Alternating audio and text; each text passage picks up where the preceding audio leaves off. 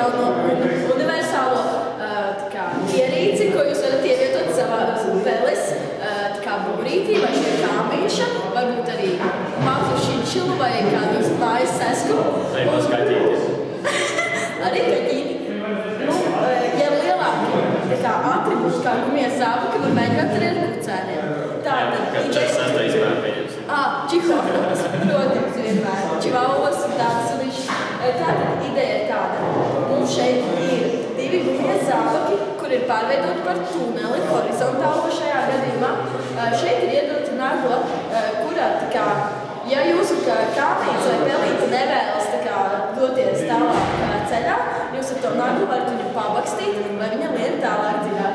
Un tālāk, neskaitot šos gumijas zābakus, tā kā ir fēns, kurš dod, kā redzams, ieslēgt augstais gaiss un uz stiprākā, jo doma tāda, ka ar gaisa plūsmu pa zābuku ir vējš, un tas kāmītis, tā žurciņa vai vienalga tas dzīvnieciņš tiek uz otram galam vai kaķīts, un viņš tiek te būs aukliņas, kur viņam drīzāk kā gumija, kur viņš ieiet iekšā, viņš viņā iekaras, jebkurā gadījumā viņš ir iespīdīs. Un tad ar to vēja plūsmu, ar smurfa cepurīti, viņš pacelsies gaisā kā arī smutni, un tālāk zīmējuma turpinājumā viņš pacelsies, un tas dzīvnieks ir diezgan smags, tāpēc viņš vēl neaizlidos, un viņš ielidos vai nu bļotiņā, vai vienkārši savā tajā būrītī piezemēsies, kāds tur viņam ir pamats, uz plika zemi tur nav. Cerams, ka viņš nepiezemēsies savā ēdienu bļotiņā, bet, sistēma ir tāda. Ko vēl varētu pateikt, Dāvi?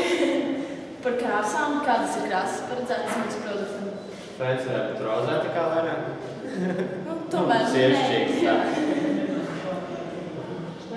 Nav gumijas zābaki, te domā šķērsgriezums, un gumijas zābaki praktiski ir kādas krāsas, vislabāk, nevis īstus gumijas zābakus, bet tādus stilizētus, un ka viņam būtu reizšķītis kaut kāds, lai tā šurts, bet nenosmoki.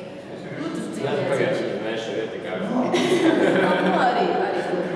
Un tas process, ja tas fēns ir pietiekami spēcīgs, var, protams, lietot arī cita veida ventilatorus, ja tas vējš ir pietiekami spēcīgs, šis process ir maksimums 20 sekundes vērojams, tas priekšnesums tam dzīvnieciņam. Šādi jūs varat iztaigāt gan savu dzīvnieciņu, gan sevi, gan savus draugus, arī ģimeni.